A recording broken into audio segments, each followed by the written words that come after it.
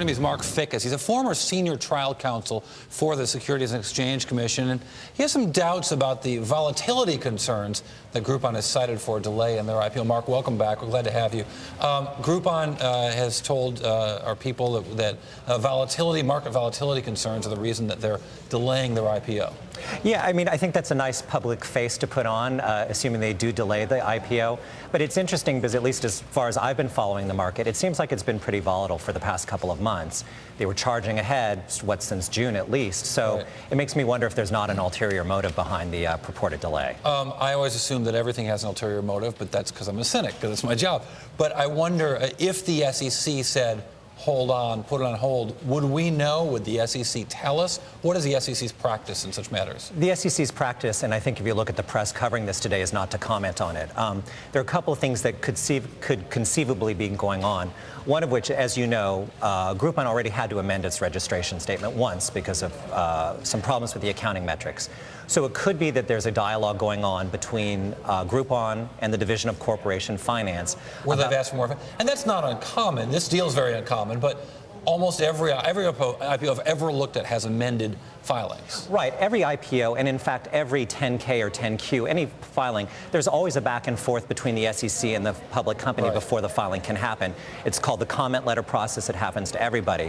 What would be interesting to know, and we may not know for quite some time, is whether the SEC took a look at that leaked email, the one purportedly to employees. Well, yeah, with that email, which let me bring up part of that email, which I've cut up into a couple little clips. I'm going to read you part of that email. The first part of that email, where they talk about changes at the company and their inability to respond. If we can pull that thing up. He says, while we've bitten our tongues and allowed, sorry, this is CEO Andrew Mason, while we've bitten our tongues and allowed insane accusations to go unchallenged publicly, he continues and he talks about, now they're not going to do that anymore, that they're actually going to comment publicly. Now, they actually right. did call, as it happens, Eric Lefkowski, the executive chairman, the acting and very involved chairman of the company, called me and complained about a story that we did and gave me the wildly profitable comment, which ended up in the filing. Right. So when you saw that letter, did you think that that was a conscious effort of the companies, or do you think it's an accident? Well, like you, I'm suspicious. I've been an investigator and a prosecutor for most of my career.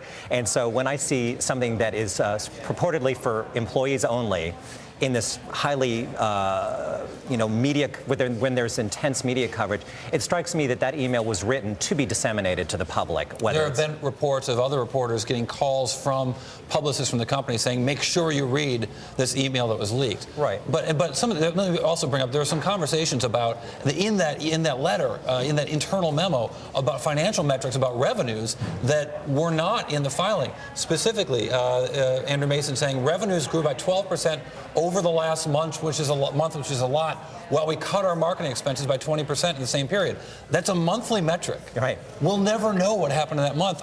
But you tell me, would the SEC require that the company then give out monthly metrics so that we could see if that number is accurate and auditable, and that we know what the monthly metrics are going back over the last 2 years? Well, that might be going too far, but one could speculate that one of the reasons for this delay in the IPO, again, is to give them an opportunity to amend their registration statement one more time. I mean, the problem with the email, and we talked about this last time I was on the show, part of it's puffery, but part of it is hard financial data, precisely the kind of data that's supposed to be in a filing, subject to a quiet period, so people can analyze the data and make sure that the company's claims are backed up by facts. There's a lot of banter about the quiet period itself, that the problem isn't Groupon accidentally or intentionally going around the quiet period, but that there shouldn't be a quiet period. What's the purpose of a quiet period? Well, first of all, I'll say I disagree. I do believe there should be a quiet period. Why? The purpose of the quiet period is to allow investors some time to actually look at what the company is prepared to say publicly, but not only what they say publicly, but something that is backed up with hard financial data that has been vetted presumably by the company's outside auditors and has been vetted by the SEC as well. Well, why can't a company say more outside of that document? Well, I think there are certain things the company can say, but there are things they can't say.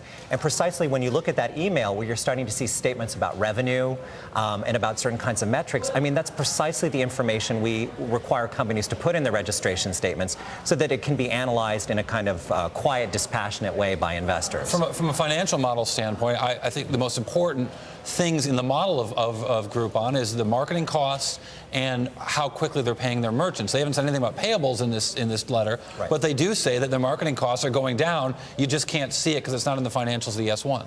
Well, precisely. So then provide some more information to back that up. I mean, until it's backed up by hard data, it's just a claim. It could be true, it could be not true, it could be a simple exaggeration. But again, the reason behind the whole registration process is to compel someone who wants, frankly, the privilege of being traded on public markets to answer to that public by giving people facts and not just hype. Really appreciate that, Mark Fickes. It's good to get the view from what the SEC, you're not inside the SEC anymore, but 2 weeks ago, 3 weeks ago you were, and we're glad to know at least what they thought like back then.